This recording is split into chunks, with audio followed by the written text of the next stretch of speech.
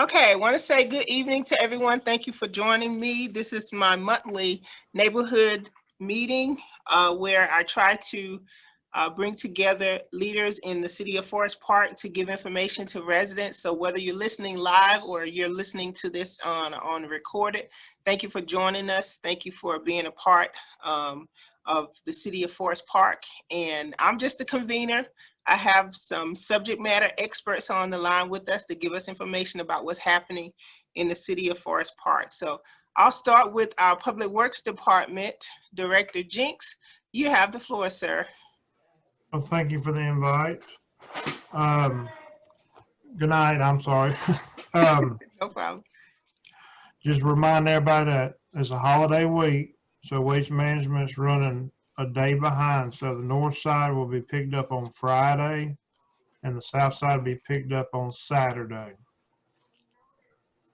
And our street division, they're out cleaning all the curbs with a leaf truck and getting some of the ditches so we don't have no flooding issues and stuff like that. And they're going to be out this time of year to be cutting back all of our low-hanging limbs and cutting our limbs back for our safety issues. And we've just now got done getting down all the Christmas decorations, and after that they're going to go back into winter pruning, and before you know it, spring flowers will be ready to make all them boxes and the park look pretty again. And that's about it. And you're on mute. Yeah, yes, and I have some boxes in Ward 1, so. Yes, so thank you, Director Jinx, for that information. We're going to go ahead and go to our fire department with our Deputy Chief Clemens. All right, thank you. Good evening, everybody. Thank you, Councilwoman, for the invite. I'm going to defer the COVID update to Division Chief Turner, but in the meantime, the fire department is continuously working on the strategic planning goals that the fire chief outlined with our health and fitness. Matter of fact, we just had a meeting today with one of our officers that are very excited to implement a newly developed health and fitness, because not only do we have to be physically fit, but we have to be mentally fit in order to continue to serve the citizens of Forest Park. We're going to be looking at our organizational development, some strategic plans as far as technology and things of that nature.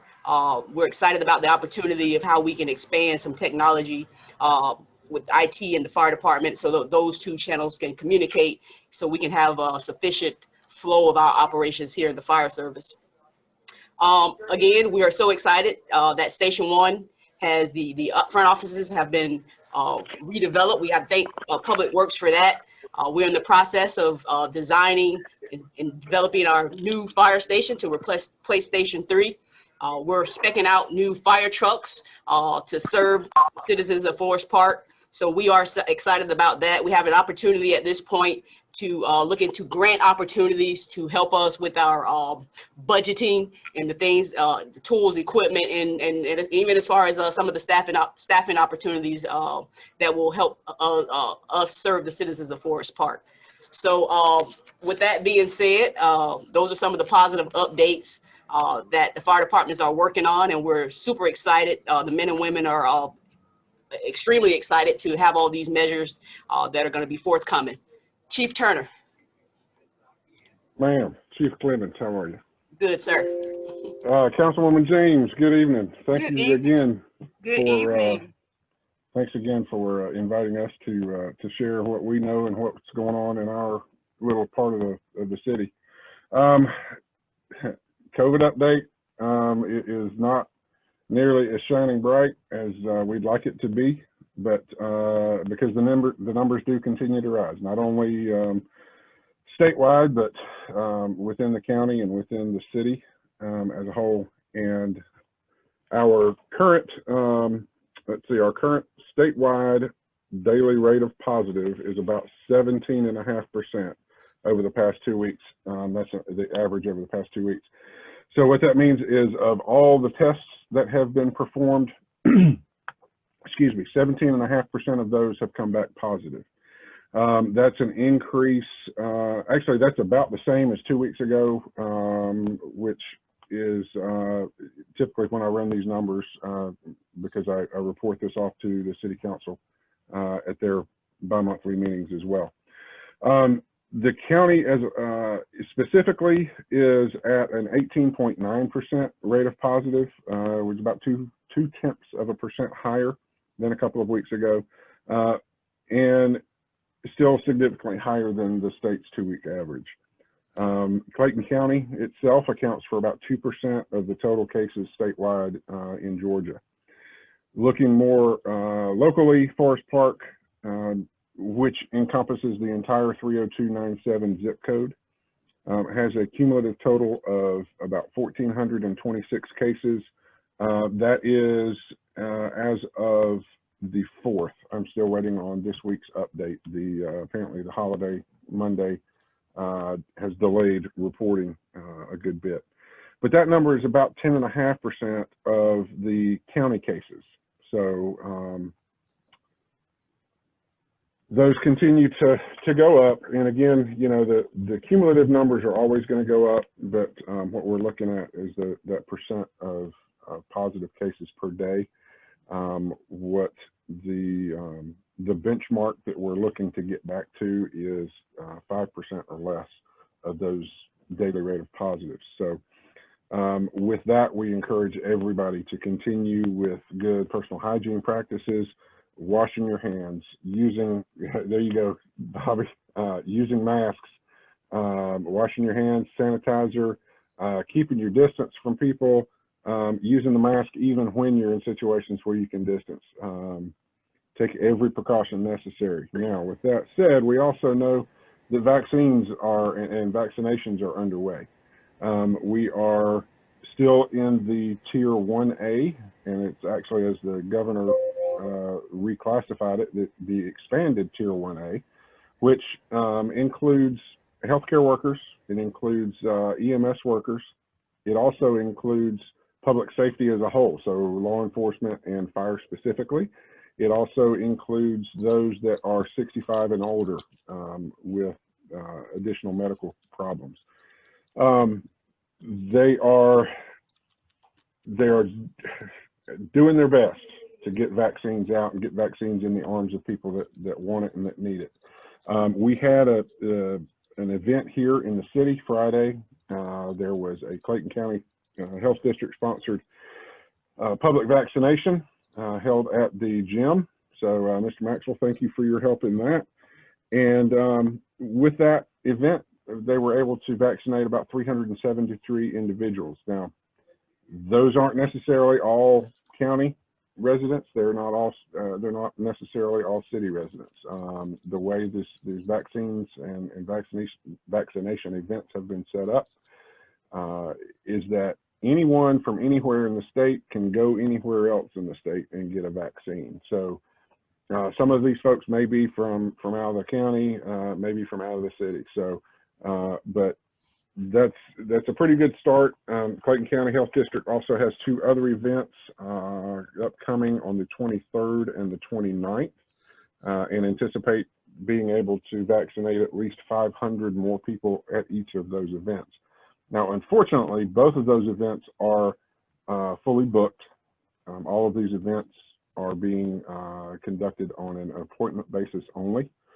So if you are on the internet, keep looking at Clayton County, keep looking at other health districts, look at the Department of Public Health website, look at CVS, look at your local primary care provider, Kaiser, Piedmont, any of those big providers. They are all holding events throughout the coming days and weeks with the goal of vaccinating all of these Tier 1A individuals before the state progresses to the next level. So they estimate about 2 million people in that Tier 1A group. So, and I think we're only about 10% into that number. So I know it's frustrating. It's hard to find an event that has an opening for a vaccination. I myself am looking for my in-laws as well. So, you know, just keep persisting, and keep looking at the health department websites They open those events periodically, and we'll get everybody. It's just going to take some time. A lot of people ask, why does it take so long? What is it so slow? Why does it have to be on an appointment basis? And based on the requirements and the limitations of this vaccine, it has to be used within a specified time period of about 6 hours once it's taken out of storage and prepared for use. So that limits how much they can take out of storage at one time, which thereby limits how many people they can vaccinate within a given time. So there's only so many hours in a day and only so many days in a week. So I know that they are trying, and both within the county and statewide. So keep persisting if you're in one of those groups that needs the vaccine, and we'll get to a point where it's available to the rest soon enough. And otherwise, stay healthy, good hygiene practices, and that's all I've got. There you go, Councilwoman James, back to you. Thank you. I appreciate you, Division Chief, and also Deputy Chief Clemens. Thank you so much for the information. We're going to go ahead and keep with our Public Safety Department, go into our Police Department. We have Sergeant Zachary on the line. Sergeant Zachary, can you give us an update of what's going on with our Police Department? Good evening, everyone. Good evening. Well, I'll start off. I pulled some crime stats from December the 19th up until January the 19th. Didn't really notice too much of a significant spike in any of the Part 1 and Part 2s. Of course, the stolen vehicles, mainly if you see your citizens, let them know, don't warm your cars. I know it's cold, but if you're going to warm them, remain in them. Leaving your car at the gas station pump to go pay while it's running, a big no as well. Those were some of the main ones. Of course, we have the ones that are stolen overnight and possibly recovered that next day or somewhere in the vicinity. Outside, robberies are, I hate to say looking good, but we haven't had many. We only had 2 of those, I think, this reported month period. One of them was more recent. One was at Family Dollar. The detectives are actively working that case also. So hopefully we have some good leads to go on that. And, we'll put out information if we get some good photos or videos. We'll put out some information on our Facebook page. And the only thing that was really, of course, the shoplifting. They're going to, unfortunately, it's that time of the year, and hopefully they'll die down soon. But the gas stations, Family Dollars, your Dollar Trees, we're just with those locations. Let me see what else we had here. And we're finishing up our holiday initiative. However, the holiday initiative was termed that during those periods, but that the initiative is continued throughout the year, where the officers are getting out their vehicles more and making contact with the citizens, whether they're, after a call, during a call, just stopping to get a drink or soda or whatever, to make contact with someone just to check in and see how things are going. Me being part, spearing up the community affairs, I've taken the efforts. I'll check in at our most of our daycares that are open. I'll just check in periodically just to see how things are going and see if there's anything, the city can do for them. And likewise with Governor's Glen and those facilities that way, I'll check in periodically as well. And of course, COVID, not a whole lot going on. I'm trying to plan some virtual things with the school system, but that's all, in the works. And outside of that, that's all we have on our end and what we're trying to do despite the, the shutdown with COVID. Okay, thank you so much. Now, is there any calls that you all are getting on mental health issues? I know that we are trying to, in the school system, they're trying to target that mental health issues with the lack of social contact that some of the students are having. Mm-hmm. Is that an issue that you all have run across in the police department? Looking at the last, like I said, I ran the last month. We've had, some of our regular mental patients we deal with, and we come into a few elderly, but outside of a spike with the school age, I don't see, of course we have the unruly kids and the domestics that's coming from apparently them being in the house more during the day than what they normally are.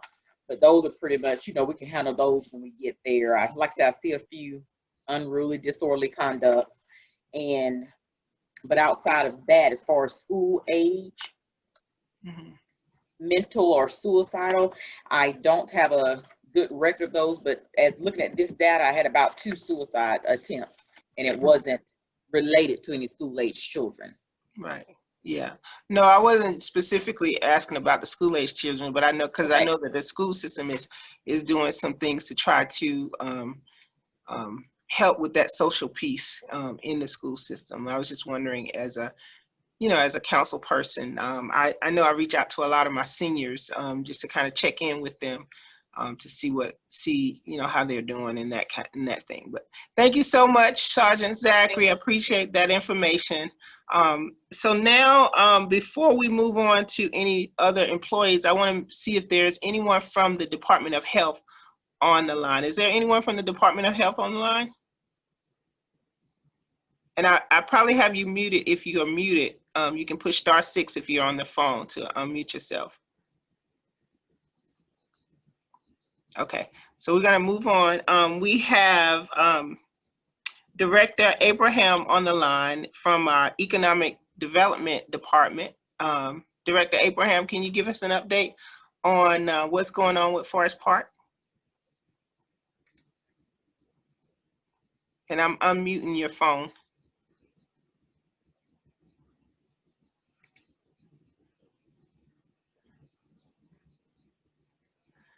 Director Abraham, I see you're still muted.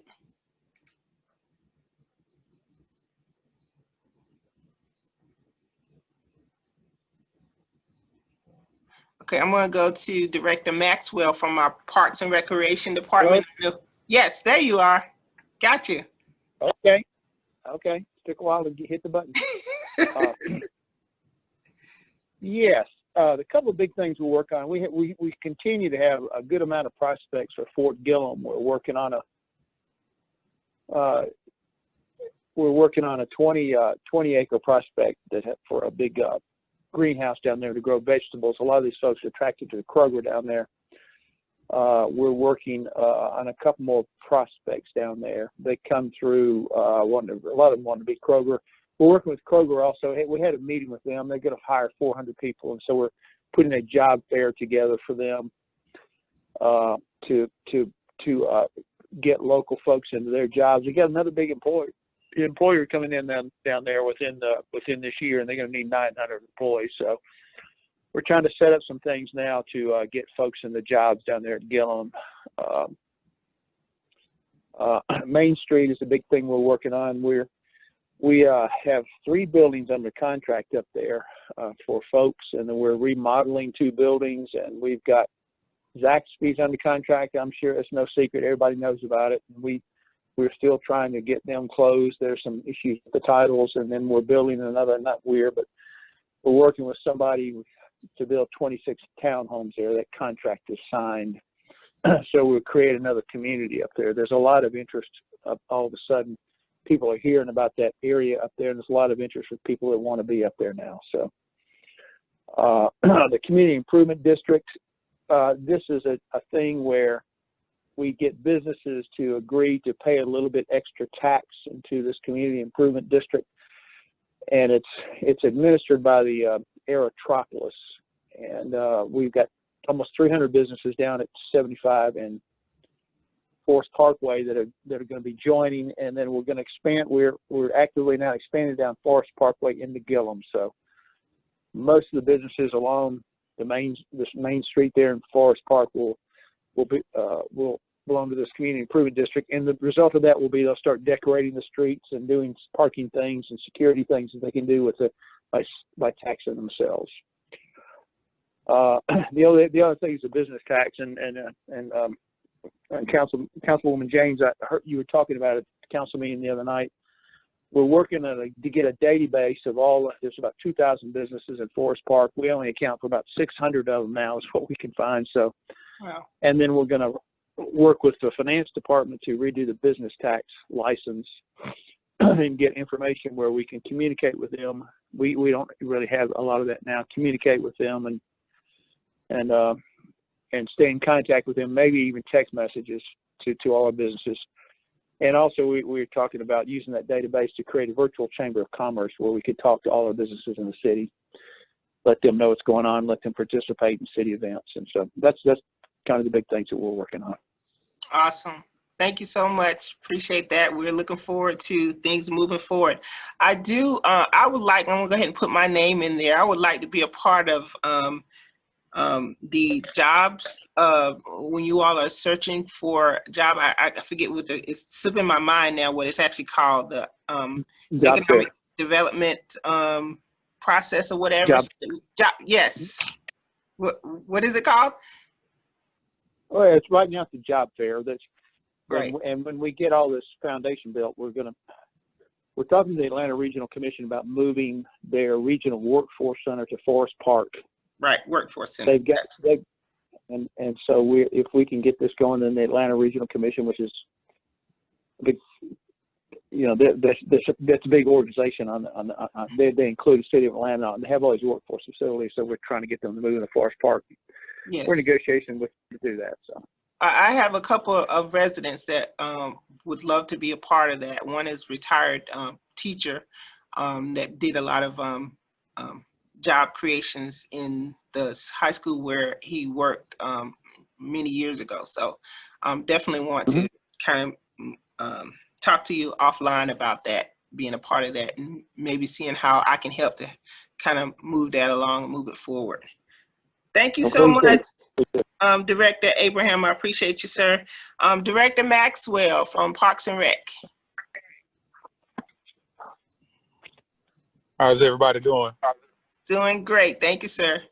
Just want to give a few updates on what we're trying to prepare for in the spring. If everything works out, we're getting ready for our spring soccer season.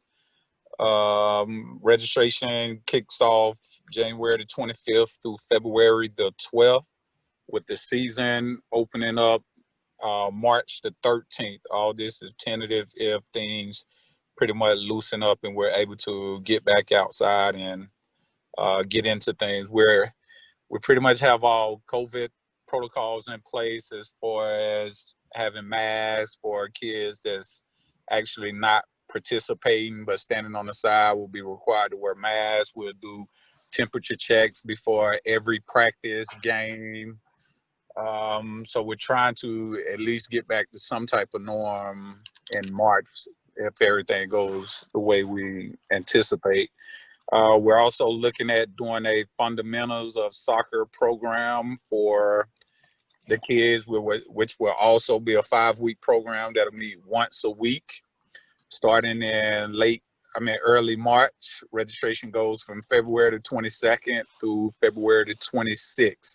That's an absolutely free program. Parents that register ages 3 to 5-year-olds. And we're pretty much teaching them and making sure they're up on the fundamentals of soccer. Our soccer league is actually $45, and we do ages U12 to U8. So that's what we're gearing up for now. We're also in the process of meeting with different the architects to get the Star Park underway as far as the revamping of Star Park. So we got that in mind, and we're just looking forward to getting back active in the springtime. Thank you so much, sir. Is there anything that you all are doing virtually as far as trying to connect during this COVID season we're in? Well, we're gonna do some interactive stuff as far as it wouldn't be like virtual as far as hand seeing virtual, but we are putting programs together to help with. We got some financial workshops that we're gonna actually put together online. We have what else we got planned out? We have some actual just different, where we keep spotlighting different business entrepreneurs within the city and county. So we got some virtual things that we're trying to do just to be active. Okay. All right. Thank you so much, Director. I appreciate your time. Is there any other city employee that's on the line that I did not recognize at the beginning? I know we heard from our Public Works Department, our Fire Department, our Police Department, our Economic Development, and our Parks and Rec. Is there any other department on the line that I missed? Okay, if not, I do have a question that came through the chat, Director Abraham, I guess you can address this question. It has to do with the location of the townhomes and the Zaxby's. Are we able to disclose the locations? The townhomes, can you hear me? Yes. Okay. The townhomes are will be located if you're on Main Street. If you're at City Hall and you look across Forest Parkway and across the railroad tracks, there's a strip of property up there on Main Street. And they'll be located along that strip of property. Okay. Not at the ends of it, but just in the middle of that strip of property. The ends are going to be commercial. And then if you went down beyond, I think it's College Street to the right there, continue on down Main Street, and there's a corner there beyond the fountain, right next to the fountain, beyond the fountain, headed towards Jonesboro Road. That's where the Zaxby's will be. Okay. And then Director Jinks, what's the name of that street? I know you know street names. The one that's right there at the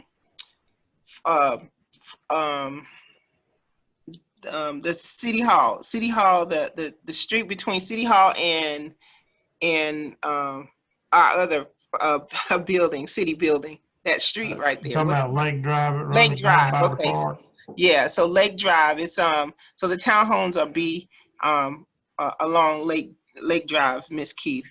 To answer your question, is there any other questions that anyone has that's on the line? You can push *6 on your phone if you're on the phone. That'll unmute your phone.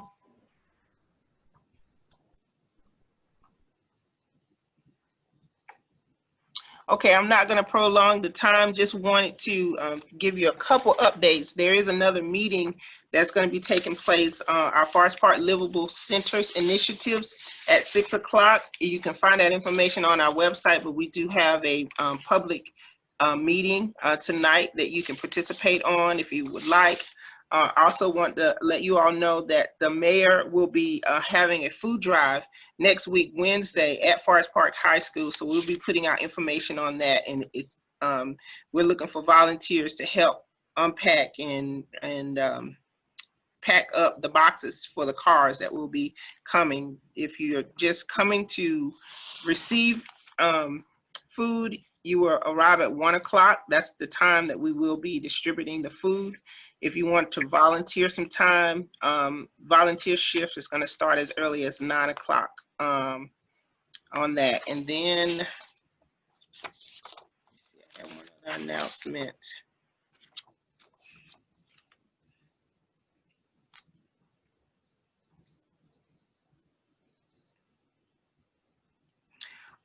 The zoning ordinance that we're doing, we're still taking